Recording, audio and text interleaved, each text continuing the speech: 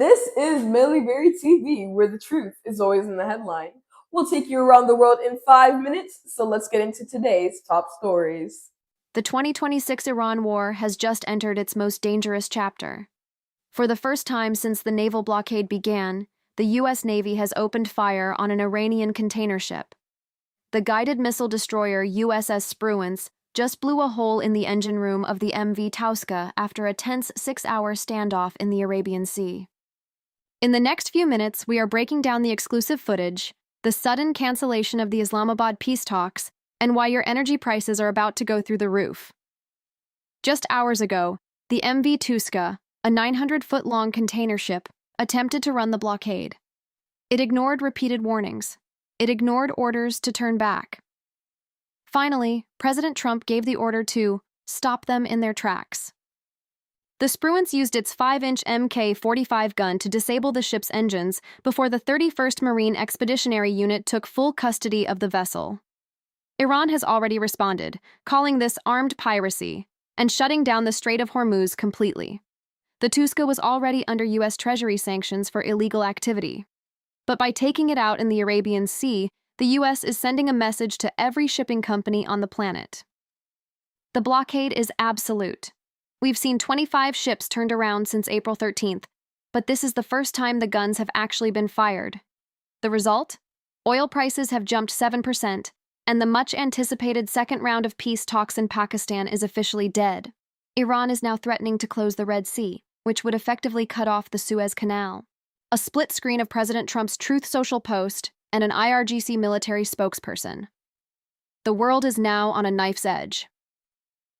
With the Strait of Hormuz closed and the ceasefire shattered, the global economy is staring down a 3.1% growth slump that could last for years. A sleek, metallic humanoid robot sprinting past a group of human runners in slow motion. A digital clock overlay reads 5026. The era of human physical dominance is over. In Beijing, a humanoid robot named Honor Lightning just ran a half marathon in 50 minutes and 26 seconds. That isn't just fast, it's nearly 7 minutes faster than the human world record. The machines aren't just coming for our jobs, they're coming for our podiums. Highlights from the Beijing humanoid half marathon showing various robots running and some falling. Just 1 year ago, robot runners were a joke. They were falling over, stumbling at the start, and taking 3 hours to finish. But on April 19, 2026, the technology hit an inflection point. With over 100 entries and billions of dollars in investment, the Honor Lightning robot proved that embodied AI has officially arrived. How did a machine beat the record set by human champion Jacob Kiplimo? It's all about the 5 robot races happening simultaneously: speed, emotional connection, factory efficiency, biological mimicry, and raw power.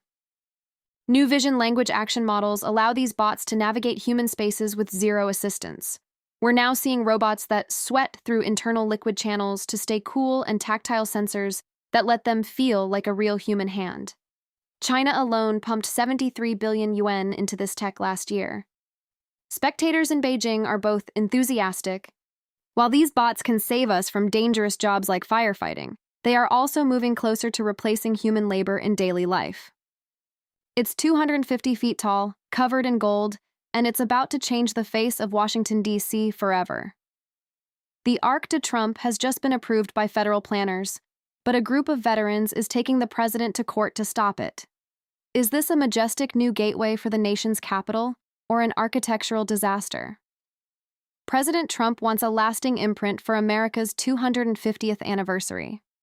This gilded arch, featuring eagles, lions, and a Lady Liberty statue, would dwarf the Lincoln Memorial and stand at nearly half the height of the Washington Monument. The Commission of Fine Arts just gave it the green light, despite a massive wave of public opposition. This isn't just one arch. It's part of a broader vision to complete the L'Enfant plan for D.C., with some advisors even suggesting 3 massive arches across the city. But it's not the only construction project.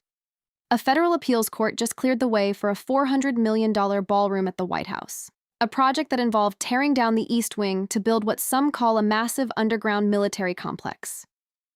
From painting the Eisenhower building bright white to these towering monuments, the skyline of the Capitol is under siege.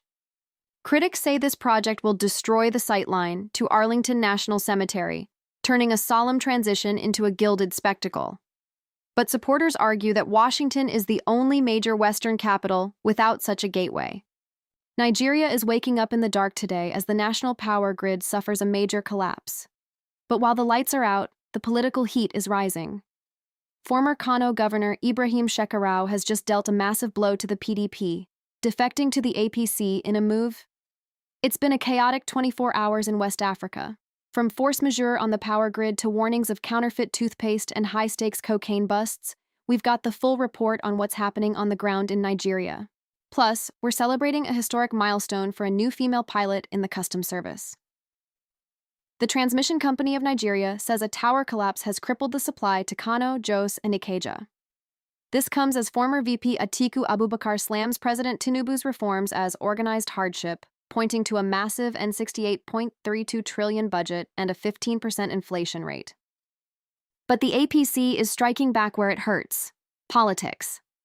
By bringing Ibrahim Shekarau back into the fold, the ruling party is consolidating its power in the north. Amidst the struggle, we have the inspiring story of Nafisat Balogun, who just became the first female customs pilot, a bright spot in a challenging economic landscape. WrestleMania 42 just flipped WWE upside down. Here's what you need to know. Roman Reigns is back on top, defeating CM Punk to win the World Heavyweight Championship after 2 years. But the real shock? Brock Lesnar got destroyed by Oba Femi, then left his boots in the ring. That's a retirement signal. At the same time, new stars are taking over. Trick Williams wins gold, and the women's division gets shaken up with Rhea Ripley and Liv Morgan leading the charge. Bottom line, this wasn't just WrestleMania. This was a full reset. New era, new faces, and the old guard, possibly done. That is your short and detailed look at the top stories around the globe today. For continuous coverage and breaking updates, keep it right here on Millieberry TV. Thank you for joining us. Like, comment, subscribe, and hit that bell so you don't miss a thing. Have an amazing day.